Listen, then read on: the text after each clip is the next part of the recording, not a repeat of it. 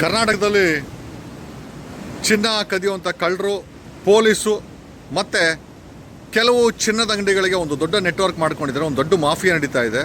ಇವತ್ತೇ ಅಂತಲ್ಲ, ಕಳೆದ 10 ವರ್ಷದಿಂದ ನಡೀತಾ ಇದೆ. ಈ ಪೊಲೀಸವರು ಏನೋ ಕಳ್ಳರಿಗೆ ಸ್ಟೇಷನ್ಗಳನ್ನ ಹರಾಜಾಗ್ತಾರೆ. 1200 ಸ್ಟೇಷನ್ ಇದೆ, ಬೆಂಗಳೂರಲ್ಲಿ 150 ಸ್ಟೇಷನ್ ಇದೆ.